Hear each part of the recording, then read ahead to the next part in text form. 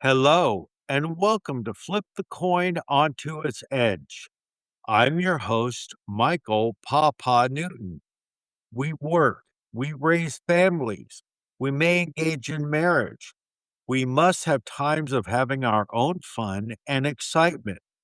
All these pull at us psychologically like four strong horses of responsibility, tethered to our limbs and pulling in four different directions. No wonder we don't have the opportunities to study the classics of philosophy, spirituality, religion, and the holy books of other religions not dominant in our culture and regions.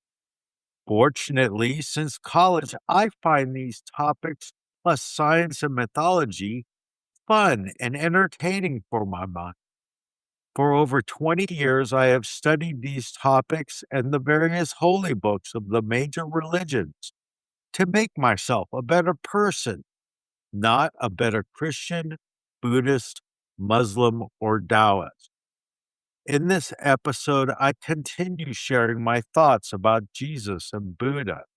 I discuss why their beliefs are so widely shared and examine some of their differences.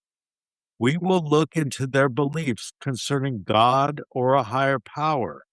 Now, let's start our show.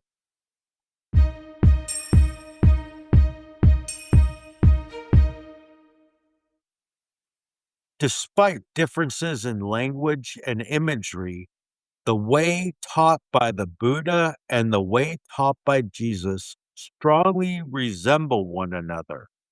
In their wisdom teaching, I see no significant difference. I want to note one major difference between Jesus and the Buddha. There is a social and political passion in Jesus, which we do not find in the Buddha. In the judgment of many Jesus scholars, in addition to being a wisdom teacher and healer, Jesus was a social prophet. He challenged the domination system of his day and its ruling elites and affirmed an alternative social vision. Indeed, Jesus' activity as a social prophet, as a voice of religious social protest, is the most likely reason that his public activity was so brief compared to the Buddha's. It lasted only a year, according to the first three Gospels, or 3 or 4 years, according to the Gospel of John, compared to the Buddha's nearly 50 years of teaching. Jesus' early death was probably because of his social political passion. If he had been simply a wisdom teacher and healer, I doubt that he would have been executed. This difference between Jesus and the Buddha may reflect their difference in social class. The Buddha was born into a wealthy ruling class, Jesus into an oppressed peasant class. As John Dominic Crossan remarked in a conversation, a passion for justice comes from the experience of injustice. A second possible factor is that Jesus stood in the tradition of Moses and the classical prophets of ancient Israel. All of them God intoxicated voices of religious social protest. To return to the similarity between Jesus and the Buddha, which resides primarily in their wisdom teachings, how does one account for it? The similarity is so strong that some scholars have suggested direct contact or cultural borrowing as the explanation. Because the Buddha lived about 500 years earlier than Jesus, the direction of borrowing would have been from the Buddha to Jesus.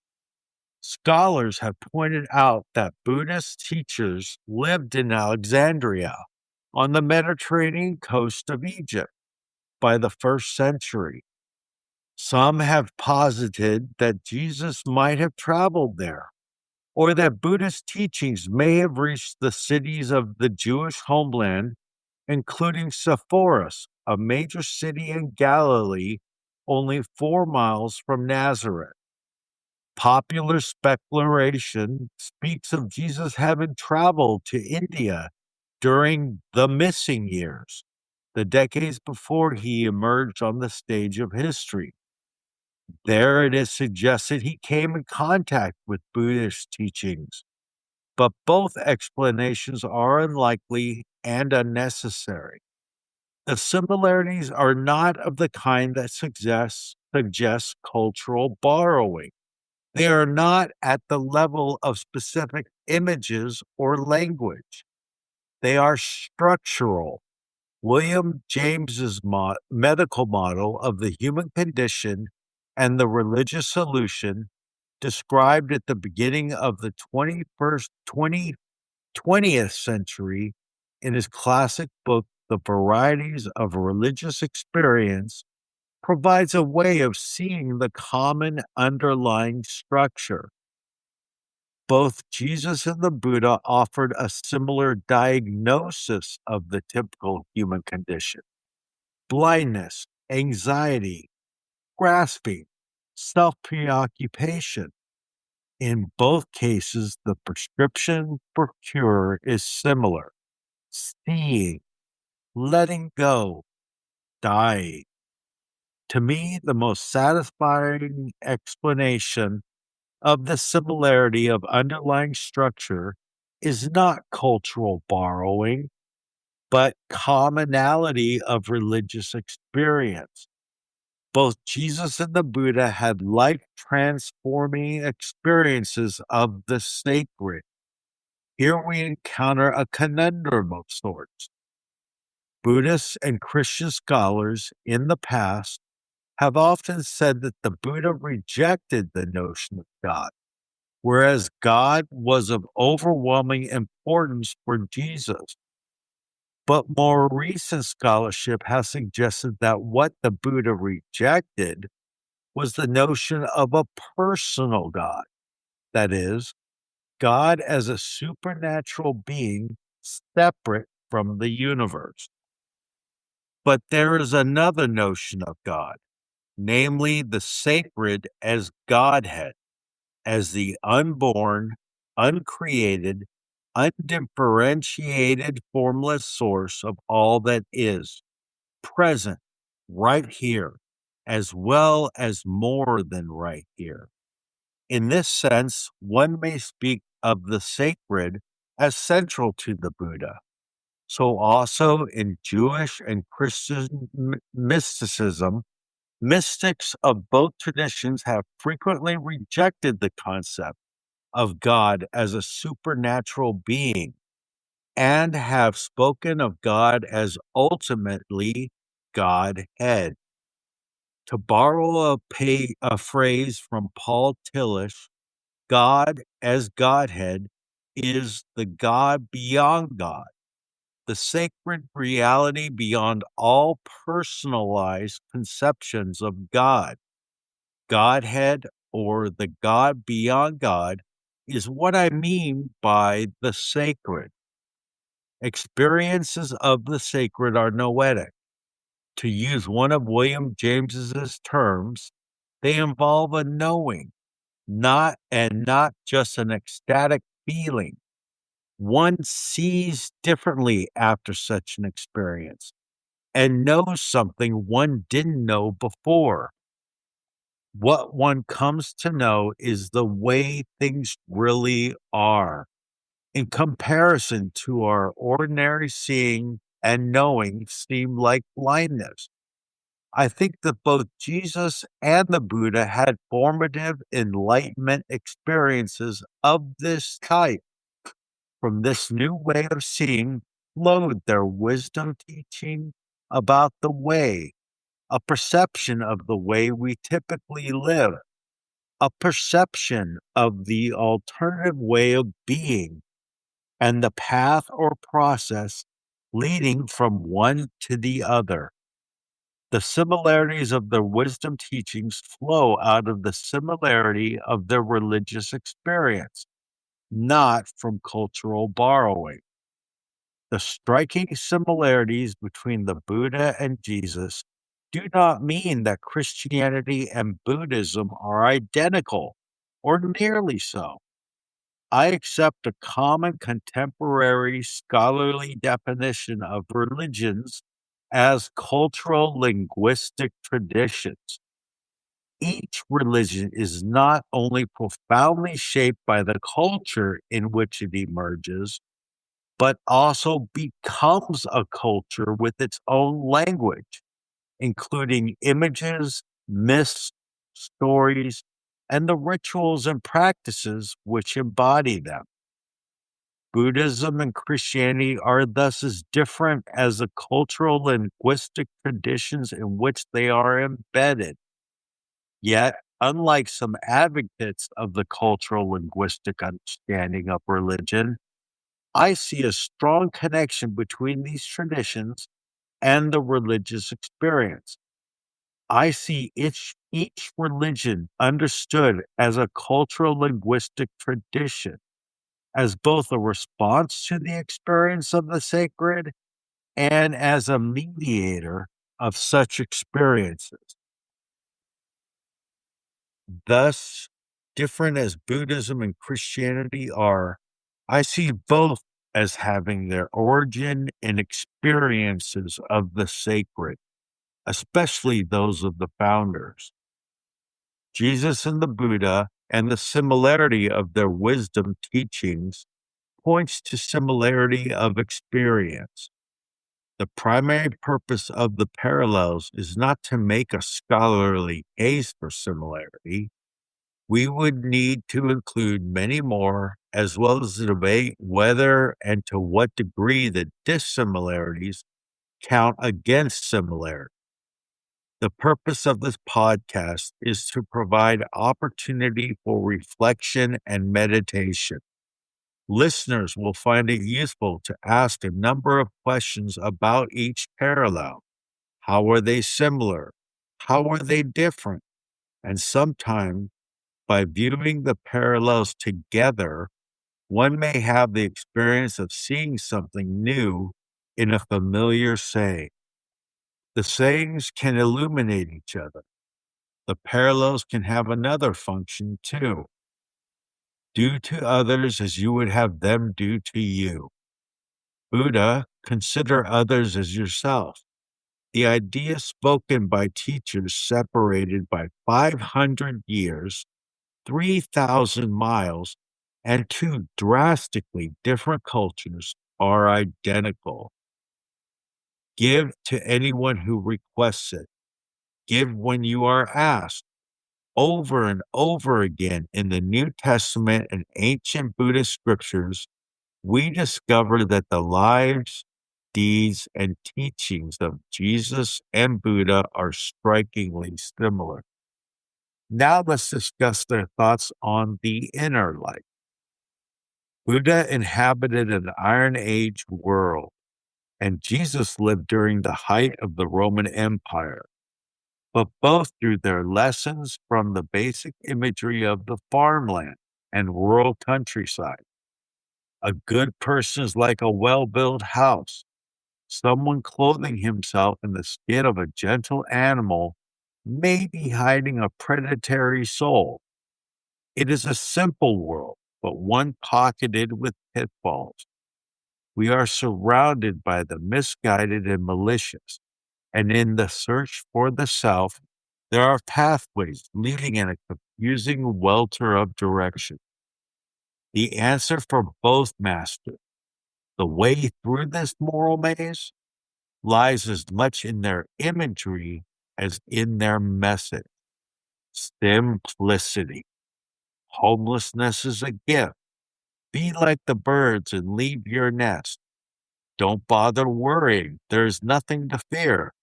To save yourself, lose yourself in faith. Don't worry about washing your hands. Just keep your soul clean. Jesus said, those who want to save their life will lose it, and those who lose their life for my sake will save it. Mark 8:34. 35. Buddha said, with the relinquishing of all thought and egotism, the enlightened one is liberated through not clinging. Mu Ji Mu Nikaya 72:15. Jesus expresses, do not let your hearts be troubled, and do not let them be afraid. John 14:27. Buddha expresses, may fear and dread not conquer me. Mujimu Nikaya 6:8. Jesus says, out of the heart come evil intentions, murder, adultery, fornication, theft, false witness, slander. These are what defile a person. But to eat with unwashed hands does not defile.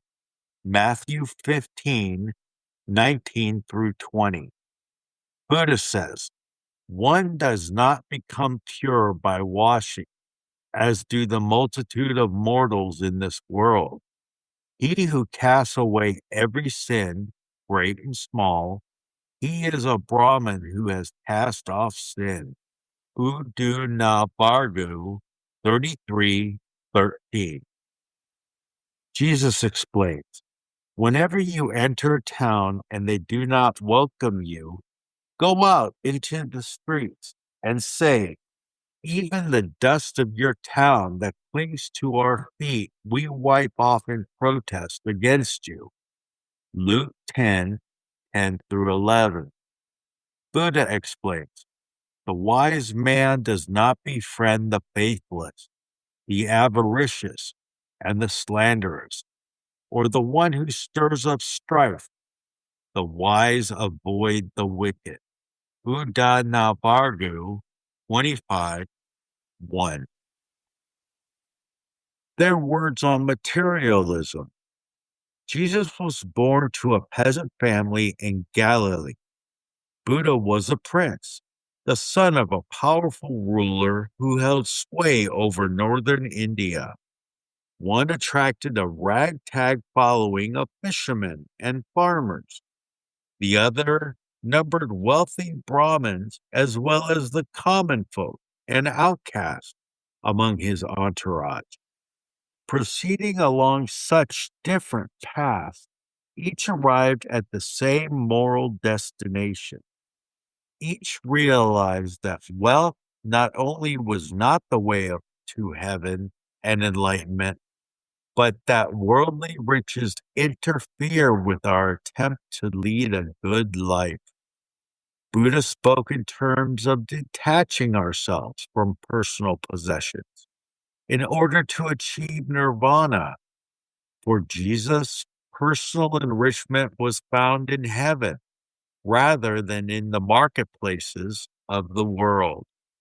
He not only would have agreed with Buddha's teachings, but would have also marveled at the fact that this rich man of royal ancestry had been able to pass, like a camel, through the eyes of a needle. Jesus warns us. It says, he told them a parable. The land of a rich man produced abundantly. And he thought to himself, what should I do? For I have no place to store my crops. Then he said, I will do this. I will pull down my barns and build larger ones, and there I will store all my grain and my goods. And I will say to my soul, soul, you have ample goods laid up for many years. Relax, eat, drink, be merry. But God said to him, you fool, this very night your life is being demanded of you, and the things you have prepared, whose will they be? So it is with those who store up treasures for themselves, but are not rich toward God. Luke 12:13 through 21. Buddha warns us, these children and riches are mine, thinking thus the fool is troubled, since no one even knows even owns himself. What is the sense in my saying my children and riches? Verily, it is the law of humanity that though one accumulates hundreds of thousands of worldly goods, one still succumbs to the spell of death. All hoardings will be dispersed. Whatever rises will be cast down. All meetings must end in the separation. Life must finally end in death. Uda Nabargu 1:20 through 22. Jesus says, how hard it will be for those who have wealth to enter the kingdom of God. It is easier for a camel to go through the eye of a needle than for someone who is rich to enter the kingdom. Mark 10:23 and 25. Buddha says, riches make most people greedy, and so are like caravans lurching down the road to perdition. Any possession that increases the sin of selfishness or does nothing to confirm one's wish to renounce what one has is nothing but a drawback in disguise. Jatakumalu 5:5 and 15. Jesus pronounced it. If you wish to be perfect, go, sell your possessions and give the money to the poor, and you will have treasure in heaven. Matthew 19:21. Buddha pronounced it. The avaricious do not go to heaven. The foolish do not extol charity. The wise one, however, rejoicing in charity, becomes thereby happy in the beyond. Dhammapadu 13:11. Jesus explains, he looked up and saw rich people putting their gifts into the treasury. He also saw a poor widow put in 2 small copper coins. He said, truly I tell you, this poor widow has put in more than all of them, for all of them have contributed out of their abundance. But she, out of her poverty, has put in all she had to live on. Luke 21:1 through 4. Buddha explains, giving is the noble expression of the benevolence of the mighty. Even dust given in childish innocence is a good gift. No gift that is given in good faith to a worthy recipient can be called small. Its effect is so great. Jatakumalu 3:23. Jesus said, do not store up for yourselves treasures on earth, where moth and rust consume, and where thieves break in and steal, but store up for yourselves treasures in heaven, where neither moth nor rust consumes, and where thieves do not break in and steal. Matthew 6:19 through 20. Buddha said, let the wise man do righteousness, a treasure that others cannot share, which no thief can steal, a treasure which does not pass away. Kudu Kupatu 8, verse 9.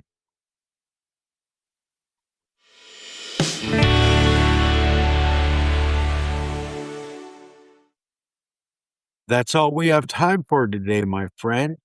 I appreciate you tuning into this episode. Today, I further shared my understanding of Jesus Buddha. We looked into the ideas of how their wisdom was so similar and dispelled some common beliefs on the subject. It's amazing to me how two leaders can think so alike, yet the religions they grew up from the astuteness of them can be so different. I guess that's what happens when common man gets involved. Next week, we'll finish season 2 by examining the lives of Jesus and Buddha and puzzle out some of the mythology and events. Remember, I advise you not to accept everything you hear in this podcast without testing it yourself. It has to resonate with you personally. Believing often carries doubt. The real secret to success is to know the laws of life, not just believe in them. When you take the time to test these laws and principles, you'll truly come to understand. For your own good, keep an open mind for new ideas. This will help you better understand and evaluate what you're learning. And don't forget, if you found value here, click the button to follow this podcast. Remember, God woke you up this morning for a reason. Now go out and find out why.